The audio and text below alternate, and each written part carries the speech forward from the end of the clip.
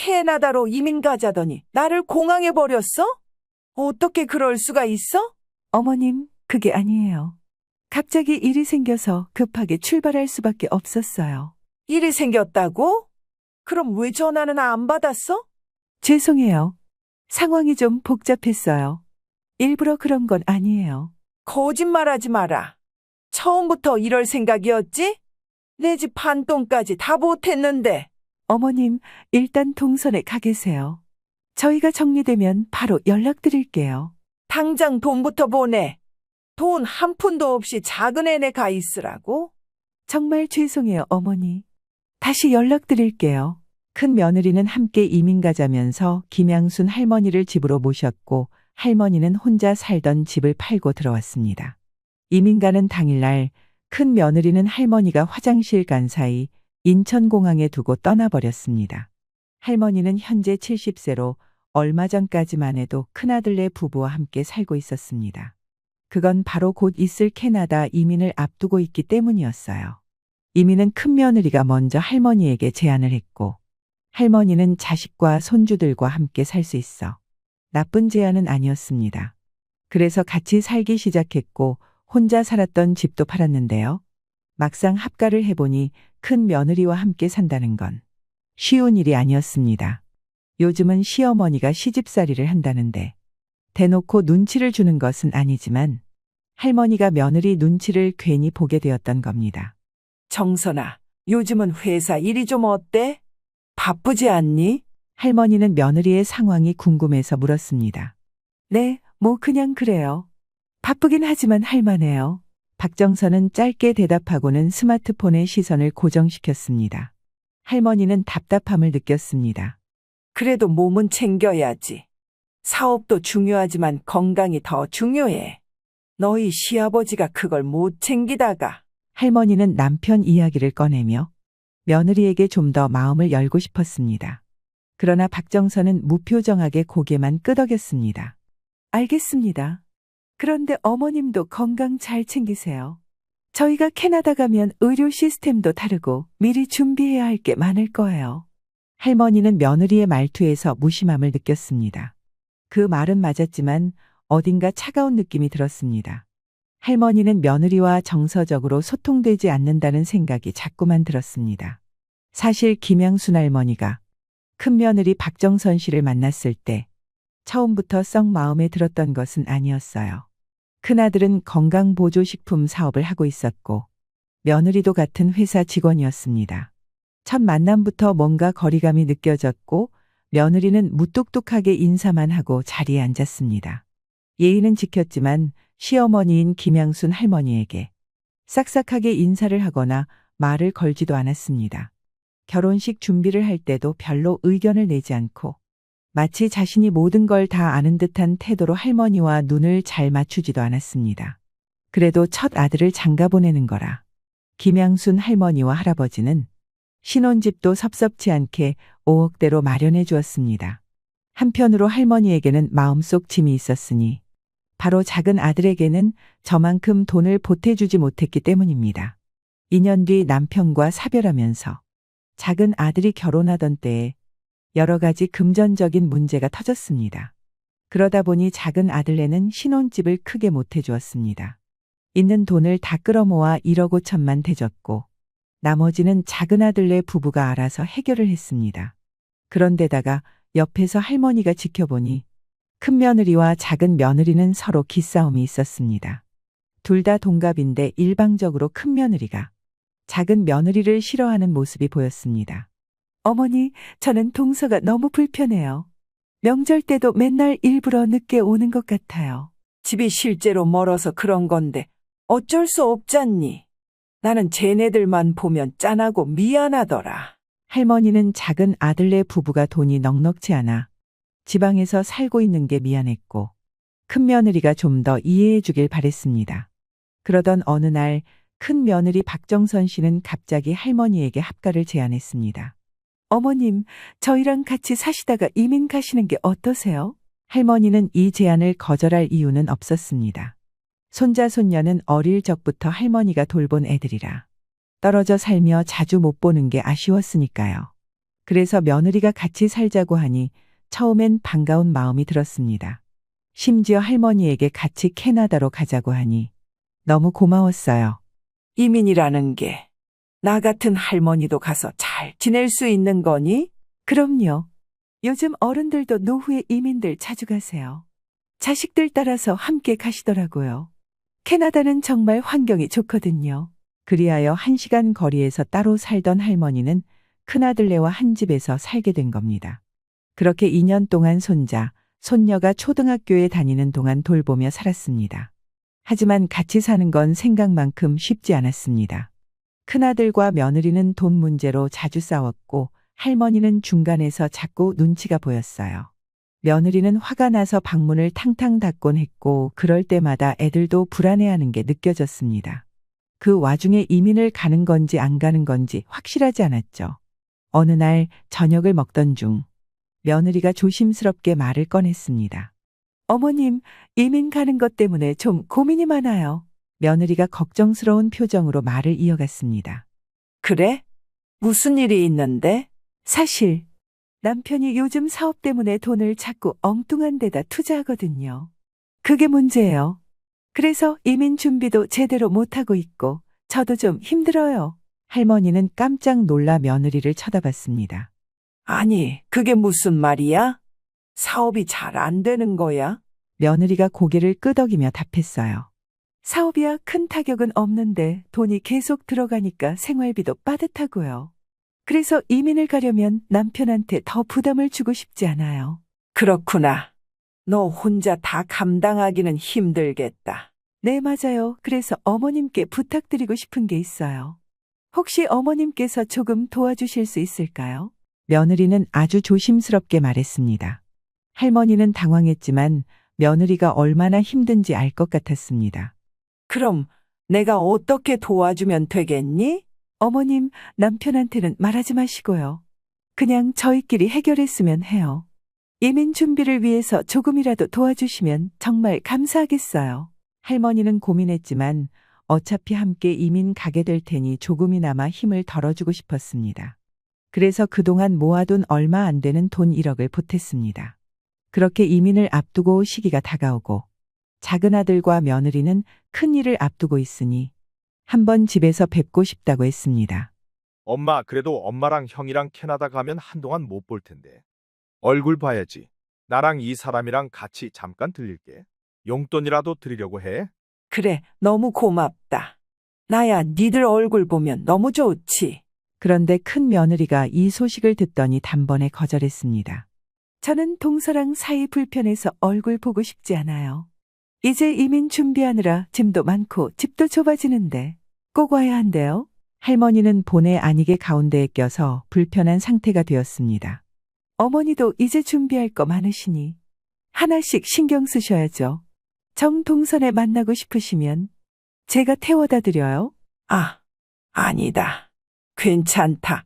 할머니는 마음이 무거워졌습니다. 작은 아들네와의 만남을 고대했지만 결국 큰 며느리의 반대로 쉽게 결정을 내리지 못했습니다. 어쩌다 보니 큰 며느리의 말을 거스르기가 어려워져 할머니는 작은 아들네 방문을 취소하게 되었습니다. 엄마, 그럼 우리 주말에 가도 되는 거지?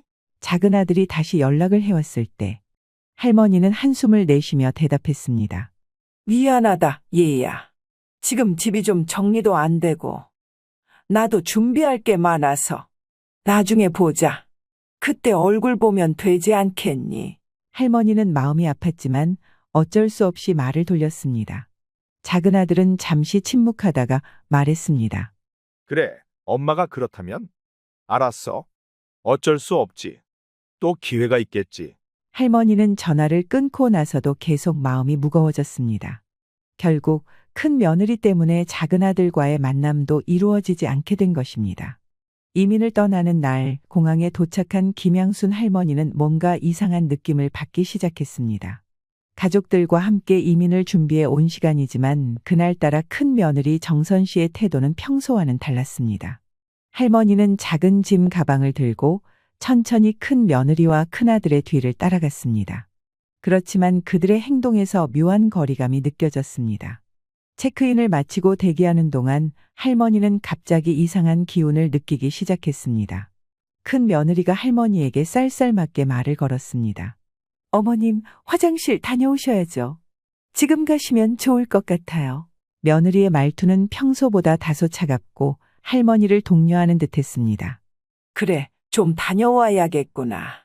할머니는 며느리의 말에 따라 화장실로 가려 했지만 마음 한구석에서 찝찝한 기분이 들었습니다. 이날은 다 같이 움직이는 날이니 며느리가 더 신경 써줄 거라 생각했는데요. 마치 할머니를 빨리 어딘가로 보내려는 듯한 느낌을 받았습니다. 화장실에 가기 전 할머니는 잠시 짐을 정리하는 며느리와 큰아들의 대화를 엿들었습니다. 짐은 다 됐지. 서류도 문제 없지. 큰아들이 물었습니다. 응, 다 끝났어. 이제 그냥 빨리 가기만 하면 돼. 며느리는 짐을 정리하며 조용히 대답했습니다. 하지만 며느리의 말투는 평소보다 차가웠고 무언가 서둘러 정리하려는 느낌을 주었습니다.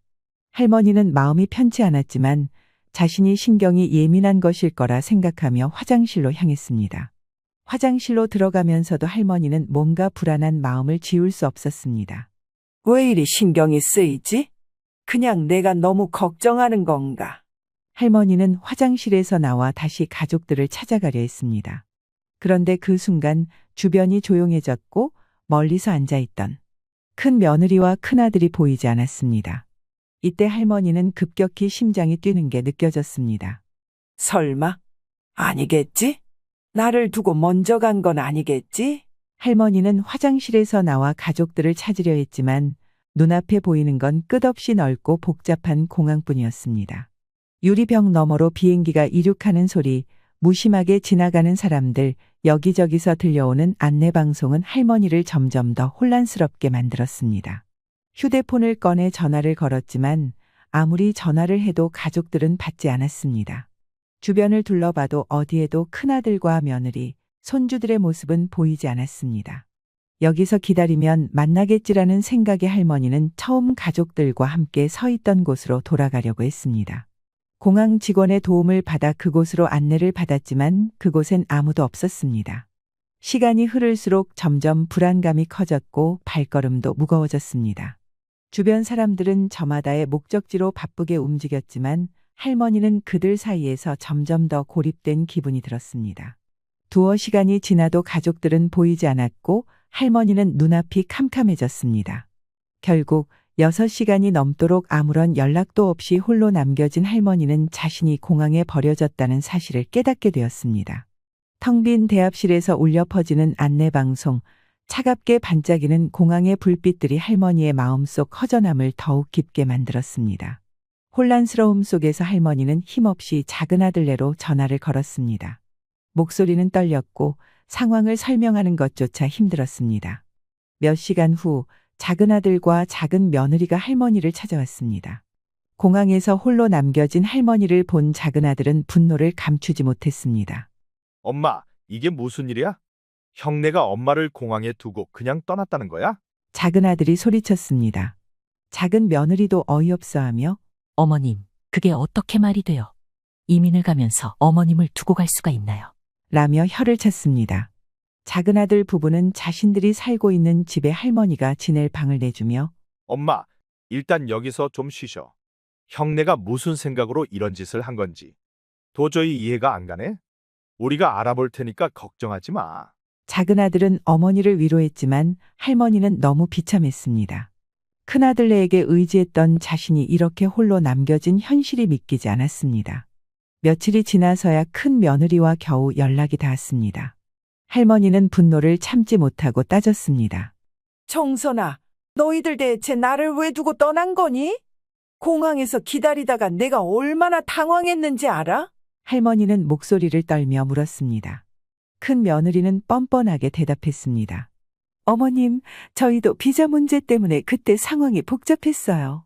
저희도 몰랐는데 뒤늦게 이민 서류 문제로 어머님은 바로 못 오시게 됐더라고요. 나중에 다시 준비해서 오시면 되니까 그때 연락드릴게요. 할머니는 너무 어이가 없었습니다. 비자 문제라니? 그걸 이제 와서 나한테 말하겠다고. 그럼 왜 공항에서 말도 없이 그냥 떠났어? 날 혼자 두고 가는 게 말이 되니? 하지만 큰 며느리는 저희도 어쩔 수 없었어요, 어머님. 서류가 그렇게 된 걸 뒤늦게 알았고 그날은 시간이 없어서 바로 출국해야 했어요. 나중에 다시 연락드릴 테니까 너무 걱정 마세요. 라며 여전히 무심한 태도로 말했습니다. 할머니는 더는 참을 수 없었습니다. 큰 며느리와의 통화를 끝내고 나자마자 다시 전화를 걸어 목소리를 높였습니다. 말도 안 돼. 정선아, 너 내 돈 당장 내놔라. 할머니는 숨이 가쁘게 몰아쉬며 소리쳤습니다. 그러자 큰 며느리는 살짝 당황한 듯 그러나 여전히 차분한 목소리로 대답했습니다. 어머님, 왜 그러세요? 일부러 그런 것도 아니고요. 이게 다 어머니 아들 때문에 이렇게 된 거예요. 저도 피해자인데 알고나 말씀하시죠. 할머니는 분노로 손이 떨렸습니다. 뭐, 지금 그게 말이야? 내가 너희들한테 1억이나 줬는데 나를 이렇게 두고 떠나? 아들 때문이라고 그게 이유가 돼?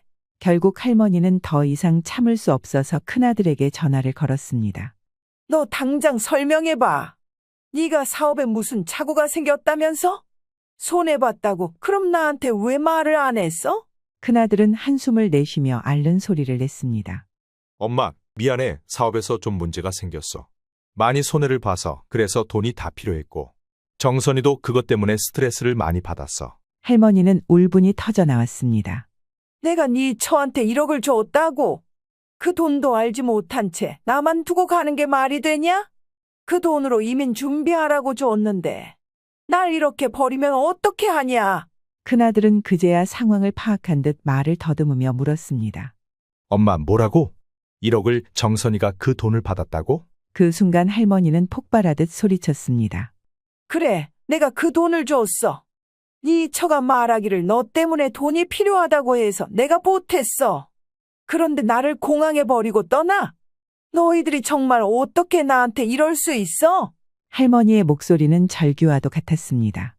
아들은 당황한 듯 침묵하다가 이내 큰 소리로 소리쳤습니다. 정선아, 너 대체 무슨 짓을 한 거야? 엄마한테 돈 받은 거 왜 나한테 말 안 했어? 큰 며느리의 목소리가 멀리서 들렸습니다. 아니, 당신이 자꾸 엉뚱한 데 투자하니까 내가 알아서 하려고 했지. 그럼 우리가 어떻게 이민을 가겠어? 난 어머니한테 필요한 돈을 마련한 것뿐이야. 두 사람의 다툼은 점점 격해졌고 할머니는 전화 너머로 들려오는 그들의 날카로운 목소리를 들으며 손이 떨렸습니다. 이런 식으로 날 두고 간 너희들 어떻게 나한테 이럴 수 있어? 할머니의 목소리는 떨렸고 그 감정은 고스란히 몸으로 전달되었습니다. 그 충격은 할머니를 깊은 상처로 몰아넣었고 결국 몸져눕게 만들었습니다. 차갑고 고요한 집안에서 홀로 누워있던 할머니는 배신감과 외로움에 몸을 떨었습니다. 이 소식에 작은 며느리는 마음이 찢어질 듯 아팠습니다. 할머니가 공항에서 혼자 남겨진 것도 모자라 큰 며느리와 큰아들의 무책임한 행동으로 상처를 입은 채 힘들어하는 모습을 보니 도저히 그냥 있을 수 없었습니다. 작은 며느리는 과거 자신이 큰 상실감을 느꼈을 때 할머니가 어떻게 자신을 도와줬는지를 기억했습니다. 몇 년 전 본인의 친정엄마가 갑작스럽게 세상을 떠났을 때 작은 며느리는 큰 슬픔에 빠져 있었습니다. 장례식장에서 남동생과 함께 모든 일을 처리해야 했고 얼굴에는 지친 기색이 역력했습니다. 그때 김양순 할머니가 조용히 그녀의 곁으로 다가왔습니다. 많이 힘들지? 할머니는 따뜻한 목소리로 조심스럽게 물었습니다. 작은 며느리는 눈물을 참으며 고개를 끄덕였습니다. 엄마랑 인사도 못 해보고 그렇게 보내서 마음도 몸도 다 너무 힘드네요. 어떻게 하면 좋죠? 할머니는 말없이 작은 며느리의 손을 꼭 잡아주었습니다. 괜찮다. 시간이 지나면 너도 이 사실을 천천히 받아들일 거야. 나도 네 나이 때 친정엄마를 먼저 보냈단다. 내가 그 심정을 잘 알지. 작은 며느리는 할머니의 그 말에 그동안 억눌렀던 눈물을 쏟아냈습니다. 어머님, 정말 감사합니다. 이렇게 옆에 있어 주셔서 저 혼자서는 감당이 안 돼요. 할머니는 작은 며느리의 등을 부드럽게 쓰다듬으며 말했습니다. 내가 해줄 수 있는 건 많지 않지만 언제든 나한테 기대도 돼. 사돈께서 눈 감는 순간 너와 사돈 총각이 얼마나 걱정됐겠니. 힘든 시간일 테지만 너는 잘 해낼 거라 믿는다. 작은 며느리는 그 말에 한동안 울면서도 마음 한편이 따뜻해졌습니다. 할머니의 말과 손길은 말 그대로 어머니처럼 느껴졌습니다. 정말 고맙습니다. 어머님, 엄마 대신 이렇게 저를 챙겨주셔서 평생 잊지 못할 거예요. 할머니는 작은 며느리에게 그저 시어머니 이상의 존재였습니다. 작은 며느리는 어머니를 잃은 슬픔에 잠겨 있을 때 할머니의 따뜻한 손길과 관심을 받았습니다. 할머니는 그녀가 홀로 남은 남동생까지 걱정하며 대학 등록금을 한 학기 내준 적도 있었습니다. 그때부터 작은 며느리는 할머니를 친정어머니처럼 생각하며 늘 감사한 마음을 가지고 살아왔습니다. 할머니는 그런 작은 며느리에게 언제나 진심을 다해 주었고 작은 며느리도 그 고마움을 마음속 깊이 간직하고 있었습니다. 그래서 이번 일로 큰 상처를 받고 몸져 누운 할머니를 보고는 작은 며느리는 더 이상 가만히 있을 수 없었습니다. 작은 며느리는 곧바로 행동에 나섰습니다. 할머니를 그냥 두고 넘어갈 수 없다는 생각에 법적 절차를 알아보기 시작했습니다. 할머니가 큰 며느리와 큰아들로부터 받은 부당한 대우를 바로잡고 보상을 받을 수 있도록 돕기 위해 변호사와 상담을 시작했습니다. 작은 며느리는 할머니에게 이렇게 말했습니다. 어머님, 걱정 마세요. 제가 이 문제를 꼭 해결할 수 있도록 할게요. 어머님이 예전에 저한테 얼마나 잘해주셨는지 잊지 않았어요. 그때 어머님이 저를 도와주셨던 것처럼 이제는 제가 어머님을 도울 차례예요. 작은 며느리의 목소리는 확신에 차 있었고 할머니는 그런 작은 며느리에게 고마움과 미안함이 뒤섞인 눈물을 흘렸습니다. 내가 너한테 이렇게 신세를 지게 될 줄은 몰랐구나. 미안하다. 정말 미안하다. 할머니는 작은 며느리의 손을 꼭 잡으며 힘겹게 말했습니다. 작은 며느리는 미소를 지으며 고개를 저었습니다. 어머님, 미안해하지 마세요. 어머님이 그때 저를 도와주셨던 걸 잊을 수 없어요. 저는 그저 어머님이 편히 지내실 수 있도록 최선을 다할 뿐이에요. 그렇게 작은 며느리는 할머니를 돕기 위해 본격적으로 법적 절차를 알아보고 할머니가 큰아들과 큰 며느리에게서 제대로 된 보상을 받을 수 있도록 적극적으로 나섰습니다. 할머니는 작은 며느리 덕분에 조금씩 마음의 짐을 내려놓을 수 있었고 큰 상처를 입었던 마음도 조금씩 회복될 수 있었습니다. 작은 며느리의 진심 어린 마음과 행동은 할머니에게 큰 위로가 되었고 두 사람은 더욱 돈독한 관계로 발전해 갔습니다. 먼저 큰아들네가 할머니에게 금전적으로 피해를 준 부분을 입증하기 위해 이민 과정에서 할머니가 준 1억 원의 금전적 증거 자료를 모았습니다. 또한 할머니가 공항에 버려졌다는 사실이 중대한 문제라는 것을 증명하기 위해 공항에서 있었던 일에 대한 증언과 증거를 확보했습니다. 어머님, 이 모든 걸 법적으로 처리하면 보상을 받을 수 있을 거예요. 그들이 이대로 넘어가게 놔두면 안 돼요. 힘들겠지만 끝까지 싸워야 해요. 작은 며느리는 할머니의 손을 잡고 다짐했습니다. 할머니는 작게 한숨을 내쉬며 내 덕분에 내가 이렇게라도 버틸 수 있구나. 고맙다. 정말 고맙다. 라고 말했습니다. 작은 며느리가 법적 절차를 알아보고 진행하던 중 결국 큰 며느리와 큰아들은 다시 집으로 찾아와 할머니에게 난리를 치기 시작했습니다. 큰 며느리는 거칠게 항의하며 소리쳤습니다. 어머님, 우리가 이민 준비하느라 얼마나 힘들었는지 아세요? 서류도 이사도 돈 문제도 다 우리 힘으로 해결하려고 했는데 이 난리를 치시면 어떻게 해요? 큰아들도 옆에서 목소리를 높였습니다. 엄마, 왜 이렇게까지 하시냐고. 우리가 서류 문제 때문에 어쩔 수 없었잖아. 그러나 할머니는 더 이상 참을 수 없었습니다. 차분하지만 단호한 목소리로 말했습니다. 됐고, 공항에서 내가 혼자 남겨졌을 때 내 기분을 니들이 어떻게 알겠니? 난 니들 믿고 다 내주었는데 이렇게 나를 두고 가는 게 말이 된다고 생각하냐? 큰 며느리가 다시 뭐라고 변명하려 하자 할머니는 손을 들어 그 말을 끊었습니다. 필요 없어. 나는 그저 모든 걸 원래대로 돌려놨을 뿐이야. 너희가 나한테 한 대로 말이다. 결국 법적 절차가 진행되었고 할머니는 큰 며느리와 큰아들로부터 적절한 보상을 받았습니다. 1억 원의 금액은 원래 할머니가 이민 준비를 위해 지원했던 금액이었으나 이는 할머니에게 되돌아왔습니다. 또한 할머니가 공항에서 벌여진 사건으로 인해 받은 정신적 피해 보상도 포함되어 추가적인 금액을 받을 수 있었습니다. 이로 인해 할머니는 물질적인 손실뿐만 아니라 정신적으로 받은 상처에 대한 보상도 받을 수 있었습니다. 보상받은 돈을 가지고 할머니는 작은 아들 근처에 조그만 집을 얻어 정착하게 되었습니다. 그곳에서 할머니는 비록 크지는 않지만 자신만의 공간에서 마음 편히 지낼 수 있었습니다. 혼자만의 시간이 많아지면서 그동안의 상처와 아픔을 조금씩 치유해 나갔습니다. 작은 아들과 며느리는 여전히 할머니를 자주 찾아와 주었고 할머니는 그들 덕분에 외롭지 않게 지냈습니다. 어느 날 큰아들에게서 연락이 왔습니다. 목소리는 예전과 달리 무거웠습니다. 엄마, 나랑 정선이 결국 이혼할 것 같아. 할머니는 그 말을 듣고 잠시 침묵했습니다. 손주들이 눈에 아른거리며 안쓰러운 마음이 들었지만 이미 마음을 다잡은 할머니는 그 말을 담담히 받아들였습니다. 그래, 너희가 잘 생각해서 결정한 거겠지. 손주들 생각하면 가슴이 아프지만 이제 더는 내가 신경 쓰지 않으마. 너희도 각자 알아서 살아라. 할머니의 목소리는 결심에 차 있었습니다. 그렇게 할머니는 큰아들 부부의 문제를 더 이상 마음에 두지 않기로 했습니다. 자신의 인생을 새로 시작하는 기분으로 작은 집에서 조용히 살아가며 오롯이 자신의 시간을 보낼 수 있는 나날을 보냈습니다. 그리고 큰 며느리 박정선 씨는 이혼 후 예전과는 전혀 다른 삶을 살게 되었습니다. 캐나다 이민 준비로 모든 것을 쏟아부었던 그때와 달리 이제는 홀로 서기를 해야 했습니다. 이혼 후 경제적으로나 정신적으로 큰 타격을 입은 박정선은 화려했던 과거와 달리 일상적인 생계마저도 버거워졌습니다. 게다가 자녀들을 데려가지 못하고 혼자 살게 되었습니다. 가장 큰 이유는 경제적인 어려움 때문이었습니다. 이민 준비를 하면서 모든 자금을 쏟아부었고 이혼 후에는 생활비조차 감당하기 힘든 상황에 처했기 때문에 아이들을 책임질 여력이 없었습니다. 또한 정서적인 이유도 있었습니다. 이혼 과정에서 자녀들 역시 큰 혼란과 상처를 겪었고 박정선은 스스로도 감정적으로 불안정한 상태였습니다.